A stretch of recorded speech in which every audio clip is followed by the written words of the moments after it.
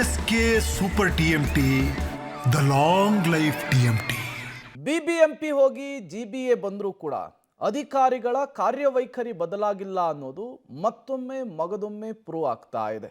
ನೋಡಿ, ಜಿಬಿಎ ಅಧಿಕಾರಿಗಳ ಎಡವಟ್ಟಿಗೆ ಬಾಲಕನೊಬ್ಬ ಗಾಯಗೊಂಡಿದ್ದಾನೆ. ಬೆಂಗಳೂರಿನಲ್ಲಾದಂತಹ ಘಟನೆ ಇದು. ಜಿಬಿಎ ಅಧಿಕಾರಿಗಳ ದಿವ್ಯ ನಿರ್ಲಕ್ಷ್ಯ ಇದು. ಸ್ಲ್ಯಾಬ್ ಓಪನ್ ಇದ್ದಂತಹ ಚರಂಡಿಗೆ ಹೋಗಿ ಬಾಲಕ ಬಿದ್ದು ಬಿಟ್ಟಿದ್ದಾನೆ. ಸರ್ವಜ್ಞ ನಗರದ ಗೋವಿಂದಪುರದಲ್ಲಿ ನಡೆದಂತಹ ಘಟನೆ ಇದು. ಚರಂಡಿಗೆ ಬಿದ್ದ ವಿದ್ಯಾರ್ಥಿಗೆ ಸಣ್ಣ ಪುಟ್ಟ ಗಾಯವಾಗಿದೆ ಅನ್ನೋದು ಗೊತ್ತಾಗ್ತಾ ಇದೆ. ಸ್ಕೂಲ್ಗೆ ಹೋಗುವಂತಹ ಸಂದರ್ಭದಲ್ಲಿ ಬಾಲಕನೊಬ್ಬ ಚರಂಡಿಗೆ ಬಿದ್ದುಬಿಡ್ತಾನೆ. ಮುಂಜಾಗ್ರತಾ ಕ್ರಮ ಕೈಗೊಳ್ಳದೆ ಇರೋದ್ರಿಂದನೇ ಜಿಬಿಎಯ ಈ ಎಡವಟ್ಟಿನಿಂದಲೇ ಹಿಂಗಾಗಿದೆ ಅಂತ ಹೇಳ್ತಿದ್ದಾರೆ. ಅದೃಷ್ಟವಶಾತ್ ಜೀವಹಾನಿ ಆಗುವಂತಹದ್ದು ತಪ್ಪಿದೆ. ಬಾಲಕನನ್ನ ಸ್ಥಳೀಯರೇ ರಕ್ಷಿಸಿದಂತಹ ಘಟನೆ ನಡೆದಿದೆ. ನೀವು ಕೂಡ ದೃಶ್ಯವನ್ನು ಗಮನಿಸ್ತಾ ಇದ್ದೀರಿ. ಇದೇ ಬಾಲಕ, ಇದೇ ಚರಂಡಿ ಬಿದ್ದಿರುವಂಥದ್ದು. ಕಬ್ಬಿಣದಿಂದ ಆ ಚರಂಡಿಯನ್ನ ಕಾಮಗಾರಿ ಮಾಡುವಂತಹ ಕೆಲಸ ಆಗ್ತಾ ಇದೆ. ಚರಂಡಿ ಮಾಡಿದ ತಪ್ಪ ಇಲ್ಲ, ಬಾಲಕ ಹೋಗಿ ಬಿದ್ದಿದ್ದ ತಪ್ಪ ಇಲ್ಲ. ಬಟ್ ಅಲ್ಲಿ ಜಿಬಿಎ ಅಧಿಕಾರಿಗಳ ದಿವ್ಯ ನಿರ್ಲಕ್ಷ್ಯ ಎದ್ದು ಕಾಣಿಸ್ತಾ ಇದೆ. ಕಾಮಗಾರಿ ನಡೀತಾ ಇದ್ರೆ ಬ್ಯಾರಿಕೇಡ್ ಅನ್ನ ಹಾಕಬೇಕಿತ್ತು. ಮಕ್ಕಳು ವೃದ್ಧರು ಬರದೇ ಇರುವಂತಹ ನಿಟ್ಟಿನಲ್ಲಿ ಏನಾದ್ರು ಕ್ರಮಗಳನ್ನು ತೆಗೆದುಕೊಳ್ಬೇಕಿತ್ತು. ಒಂದು ಕಡೆಯಿಂದ ಮತ್ತೊಂದು ಕಡೆ ದಾಟೋದಕ್ಕೆ ಜಿಬಿಎ ಅಧಿಕಾರಿಗಳು ಯಾವ ರೀತಿಯ ವ್ಯವಸ್ಥೆಯನ್ನ ಮಾಡಿಕೊಟ್ಟಿದ್ದಾರೆ ಅನ್ನೋದನ್ನು ಕೂಡ ನೀವು ಗಮನಿಸ್ತಾ ಇದ್ದೀರಿ. ಸರ್ವಜ್ಞ ನಗರದ ಗೋವಿಂದಪುರದಲ್ಲಿ ನಡೆದಂತಹ ಘಟನೆ ಇದಾಗಿದೆ. ಜಿಬಿಎ ಅಧಿಕಾರಿಗಳ ದಿವ್ಯ ನಿರ್ಲಕ್ಷ್ಯಕ್ಕೆ ಚಿಕ್ಕ ಬಾಲಕನೊಬ್ಬನಿಗೆ ಗಾಯವಾಗಿರುವಂಥದ್ದು. ಇದೇ ವಿಚಾರ ಈಗ ಸಾರ್ವಜನಿಕರ ಆಕ್ರೋಶಕ್ಕೂ ಕೂಡ ಕಾರಣವಾಗಿದೆ. ಜಿಬಿಎ ಅಧಿಕಾರಿಗಳ ಬೇಜವಾಬ್ದಾರಿಗೆ ಸ್ಥಳೀಯರು ರೋಸ್ ಹೋಗ್ಬಿಟ್ಟಿದ್ದಾರಂತೆ.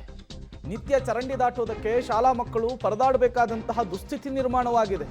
ತೆರೆದ ಚರಂಡಿಗೆ ಕಟ್ಟಿಗೆಯ ಶೀಟನ್ನು ಹಾಕೊಟ್ಟು ಅನುಕೂಲ ಮಾಡಿಕೊಟ್ಟಿದ್ದಾರಂತೆ. ಕಾಂಗ್ರೆಸ್ ಸರ್ಕಾರದ ವಿರುದ್ಧ ಸ್ಥಳೀಯರು ಆಕ್ರೋಶವನ್ನು ಹೊರಹಾಕ್ತಿದ್ದಾರೆ. ನಿತ್ಯ ಕಟ್ಟಿಗೆಯ ಶೀಟ್ ಮೇಲೆ ಚರಂಡಿಯನ್ನು ದಾಟ್ತಾ ಇದ್ದಾರೆ ಶಾಲಾ ಮಕ್ಕಳು. ಜಿಬಿಎ ಅಧಿಕಾರಿಗಳ ಬೇಜವಾಬ್ದಾರಿತನ ಅಲ್ಲದೆ ಇನ್ನೇನು ಅಂತ ಹೇಳ್ತಿದ್ದಾರೆ.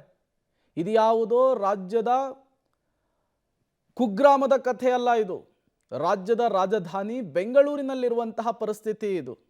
ಒಂದು ಕಡೆಯಿಂದ ಮತ್ತೊಂದು ಕಡೆ ದಾಟುವುದಕ್ಕೆ ಈ ಚರಂಡಿಯನ್ನೇ ದಾಟಿ ಹೋಗಬೇಕು. ಸರಿಯಾದ ವ್ಯವಸ್ಥೆ ಮಾಡಿಕೊಡ್ಬೇಕೋ ಇಲ್ವೋ, ಮಾಡಿಲ್ಲ. ಇವತ್ತು ಬಾಲಕನಿಗೆ ಪೆಟ್ಟಾಗಿದೆ. ನಗರದಲ್ಲಿ ಜಿಬಿಎ ಅಧಿಕಾರಿಗಳ ಬೇಜವಾಬ್ದಾರಿ ಮುಂದುವರೆದಿದೆ.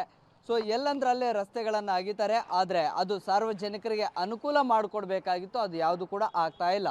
ಸದ್ಯ ಗೋವಿಂದಪುರ ಮುಖ್ಯ ರಸ್ತೆಯಲ್ಲಿ ಇದ್ದೇನೆ. ಈ ಒಂದು ಓಪನ್ ಆಗಿರುವಂತಹ ಚರಂಡಿಯಲ್ಲಿ ಸ್ಕೂಲ್ನ ಬಾಲಕನೋರ್ವ ಕೆಳಗೆ ಬಿದ್ದು ಪೆಟ್ಟು ಮಾಡಿಕೊಂಡಿರುವಂತಹ ಘಟನೆ ನಿನ್ನೆ ನಡೆದಿದೆ. ಸೊ ಆ ಘಟನೆ ಆದ ಬಳಿಕ ಮತ್ತೆ ಸಿಮೆಂಟನ್ನು ಹಾಕಿ ಒಳಗಡೆ ಇದ್ದಂತಹ ಕಬ್ಬಿಣ ಎಲ್ಲವನ್ನು ಕೂಡ ತೆಗೆದಿದ್ದಾರೆ. ನೋಡಿ, ಈ ರಸ್ತೆಯ ಪಕ್ಕದಲ್ಲೇ ಕಾಣಿಸ್ತಾ ಇದೆ ಖಾಸಗಿ ಶಾಲೆ. ಆ ಖಾಸಗಿ ಶಾಲೆಗೆ ಅಲ್ಲಿಂದ ಮನೆಗೆ ಹೋಗುವಂಥ ಸಂದರ್ಭದಲ್ಲಿ ಆ ಬಾಲಕ ಬಿದ್ದಿದ್ದಾನೆ ಅನ್ನುವಂತಹ ಮಾಹಿತಿ. ಸ್ಕೂಲ್ ಬುಕ್ಸ್ ಎಲ್ಲವೂ ಕೂಡ ಇದೇ ಕೊಳಚೆ ನೀರಿನಲ್ಲೇ ಬಿದ್ದಿದ್ದು, ಜೊತೆಗೆ ಆತನ ಸಮವಸ್ತ್ರ ಎಲ್ಲವೂ ಕೂಡ ಕಂಪ್ಲೀಟ್ ಆಗಿ ಕೆಸರುಮಯ ಆಗಿತ್ತು.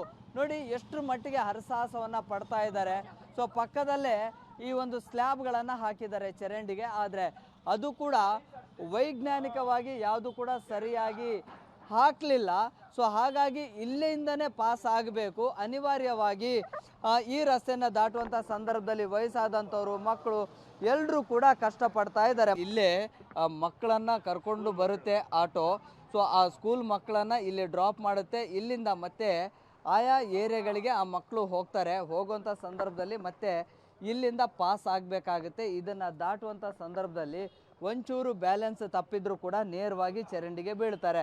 ಈಗ ವಯಸ್ಸಾದಂಥವ್ರು ಕೂಡ ಇದನ್ನು ದಾಟಿ ಹೋಗಲಿಕ್ಕೆ ಆಗೋದಿಲ್ಲ. ಮಕ್ಕಳು ಕೂಡ ಈ ಮೂಲಕವಾಗಿ ಹೋಗೋಕ್ಕಾಗಲ್ಲ. ನೋಡಿ, ಹಾಕಿರುವಂಥ ಸ್ಲ್ಯಾಬ್ ಕೂಡ ಎಷ್ಟರ ಮಟ್ಟಿಗೆ ಇದು ಕಳಪೆ ಇದೆ ಅನ್ನುವಂಥದ್ದನ್ನು ನೋಡಿ. ಹಾಕಿರುವಂಥ ಸ್ಲ್ಯಾಬ್ ಕೂಡ ಹೊಡೆದೋಗಿದೆ. ಸೊ ಇದ್ರ ಮೇಲೆ ಏನಾದರೂ ಭಾರವಾಗಿ ಏನಾದರೂ ಒಟ್ಟಿಗೆ ಜನ ಹೋದರೆ ಅದು ಮತ್ತೆ ಕುಸಿಯುತ್ತೆ. ಅಷ್ಟರ ಮಟ್ಟಿಗೆ ಇದು ಹಾಳಾಗಿದೆ. ಸೊ ಹೀಗೆ ಪ್ರತಿನಿತ್ಯ ಕೂಡ ಇಂಥದ್ದೇ ಸಮಸ್ಯೆ ಈ ಭಾಗದಲ್ಲಿ. ಜೀವದ ಆತಂಕ, ಭಯ ಕೂಡ ಕಾಡ್ತಾ ಇದೆ.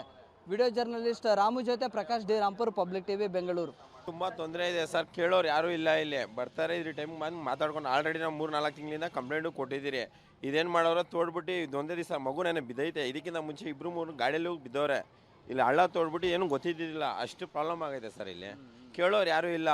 ಮಾಮೂಲಿ ಟೈಮಾಗಿ ಎಲ್ಲರೂ ಬರ್ತಾರೆ, ಇಲ್ಲ ತೋಡ್ಬಿಟ್ಟು ಎಲ್ಲ ಹೋಗ್ಬಿಡ್ತಾರೆ, ತಿರ್ಗಾ ಒಂದು ಮಾಡಿಸ್ತೀನಿ ಅಂತಾರೆ ಅಷ್ಟೇ, ತಿರ್ಗಾ ಯಾರೂ ಬರಲ್ಲ ಸರ್. ಸರ್ ಇಲ್ಲಿ ಮನೆಗಳು ಅಂದರೆ ವಯಸ್ಸಾಗಿರೋರು ತುಂಬ ಜನ ಅವರೇ ಸರ್. ಇಲ್ಲಿ ಲೀಡ್ರ್ಗಳಿದ್ದಾರೆ, ಯಾರು ಲೀಡ್ರ್ಗಳು ಸರಿ ಇಲ್ಲ ಸರ್. ಮೇನ್ ಪಾಯಿಂಟ್ ಬಂದು ಲೀಡ್ರ್ಗಳಿದ್ದಾರೆ ಇಲ್ಲಿ. ಜಾರ್ ಸಾಬ್ ಏನು ಕೊಡ್ತಾರೆ ಅದೆಲ್ಲ ಮಾಡ್ತಾರೆ ಇಲ್ಲಿ. ಈ ಲೀಡ್ರ್ಗಳು ತಗೊಂಡು ಕೆಲಸ ಮಾಡ್ತಾರಲ್ಲ ಅವರೊಬ್ಬರು ಸರಿಯಾಗಿ ಮಾಡಲ್ಲ ಸರ್ ಇಲ್ಲಿ ಬಂದು ಲೀಡ್ರ್ಗಳು. ನನಗೆ ಕಣ್ಣು ಕಾಣಲ್ಲ, ಆಪ್ರೇಷನ್ ಆಗೈತೆ 2 ಕಣ್ಣು. ಶುಕ್ರವಾರ ನಮಾಜ್ಗೆ ಹೋಗಲೇಬೇಕಲ್ಲ ಸ್ವಾಮಿ, ಹೋಗಿ ಬರಬೇಕಲ್ಲ. ಯಾರು ಕೇಳೋರಿಲ್ಲ ಸರ್, ಯಾರು ಕೇಳೋರಿಲ್ಲ. ಇದೊಂದೇ ಅಲ್ಲ, ಒಳಗಡೆ ಆ ಕಡೆ ಎಲ್ಲ ಹೋಗಿ ನೋಡಿ, ಎಲ್ಲ ಹಾಗೆ ಮಾಡೋದು. ಮಕ್ಕಳು ಬೀಳ್ತಾರೆ ಸ್ಕೂಲ್. ಅಯ್ಯೋ ನೆನ್ನೆ ಹೆಂಗಸರು ಬಿದ್ದಾವೆ, 2 ಹೆಂಗಸರು ಬಿದ್ದಾವೆ. 7,000 ರೂಪಾಯಿ ಖರ್ಚವ್ರಿಗೆ. ಜೆ ಮೋದಿಯಲ್ಲಿ ಕೇಳೋದೇ ಇಲ್ಲ ನೋಡಿ. ಕೆಲಸ ಮಾಡ್ತಾ ಇದ್ದಾರೆ. ಇದು ಏನು ಬ್ಯಾರಿಗೇಡ್ಸ್ ಆಗಬೇಕು,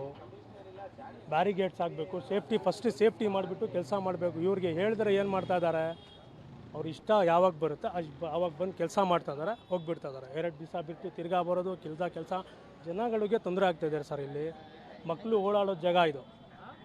ಇಲ್ಲಿ ನೋಡಿ ತೋರಿಸಿ, ಅದು ಮಕ್ಕಳು ಓಡಾಡಾಗಿದ್ದು. ಈ ಸಂಧಿಯಲ್ಲಿ ಎಷ್ಟು ಮಕ್ಕಳು ಚಿಕ್ಕ ಮಕ್ಕಳು ಇದೆ, ಈಗ ಓಡಾಡೋ ಜಾಗ. ಇಲ್ಲಿ ಏನನ್ನ ಸೇಫ್ಟಿ ಇದೆ ಅಂತ ನೋಡಿ ಸರ್, ಸೇಫ್ಟಿ ಏನಿಲ್ಲ. ಎಷ್ಟು ಜನ ಬಿದ್ದಿರ್ಬೋದು ಸರ್? ಸರ್ ಮೊನ್ನೆ ಒಂದು ಯಾರೋ ಹುಡುಗಿ ಬಿದ್ದೋಗಿದ್ರು ಅಂದರೆ ಇಲ್ಲಿ. ಅದೇ ನಾನು ಹೇಳ್ತಾರೆ ಸರ್, ಕೆಲಸ ಮಾಡ್ತಾ ಇದ್ದಾರಲ್ಲ ಅದು ಸರಿಗೆ ಕೆಲಸ ಮಾಡಿ ಫಸ್ಟು ಬಂದುಬಿಟ್ಟು ಕೆಲಸ ಮಾಡಿಬಿಟ್ಟು ಮುಗಿಸ್ಬೇಕು. 2 ದಿವಸ ಬಿಟ್ಟು ತಿರ್ಗಾ ಬರೋದು, ತಿರ್ಗಾ 2 ದಿವಸ ಬಿಟ್ಟು ಬರೋದು, ಯಾರು ಕೇಳೋರಿಲ್ಲ ಸರ್.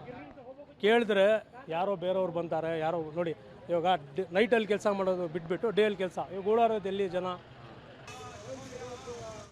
GBA ವ್ಯಾಪ್ತಿಯಲ್ಲಿ ಈ ರೀತಿಯ ಅವಘಡಗಳನ್ನು ನೋಡ್ತಾ ಇದ್ರೆ ಗ್ರೇಟರ್ ಬೆಂಗಳೂರು ಅಥಾರಿಟಿ ಅನ್ನೋದು ಬೆಂಗಳೂರಿನಲ್ಲಿರುವಂತಹ ಸಮಸ್ಯೆಗಳನ್ನು ಬಗೆಹರಿಸೋದಕ್ಕಿದೆಯೋ ಅಥವಾ ಹೊಸ ಸಮಸ್ಯೆಗಳನ್ನು ಸೃಷ್ಟಿ ಮಾಡಿ ಜನರ ಜೀವದ ಜೊತೆಗೆ ಆಟವಾಡೋದಕ್ಕೆ ಸ್ಥಾಪನೆ ಆಗಿದೆಯೋ ಅನ್ನುವಂತಹ ಪ್ರಶ್ನೆ, ಗೊಂದಲ ಜನರಲ್ಲೂ ಕೂಡ ಮೂಡ್ತಾ ಇದೆ. ಈ ರೀತಿಯ ಎಡವಟ್ಟು ಮೊದಲು ಅಲ್ಲ, ಕೊನೆಯೂ ಅಲ್ಲ. ಜನರು GBA ಅಧಿಕಾರಿಗಳ ಈ ಬೇಜವಾಬ್ದಾರಿಗೆ, ಅಧಿಕಾರಿಗಳ ದಿವ್ಯ ನಿರ್ಲಕ್ಷ್ಯಕ್ಕೆ ಬೇಸತ್ತು ಹೋಗಿರೋದಂತೂ ನಿಜ.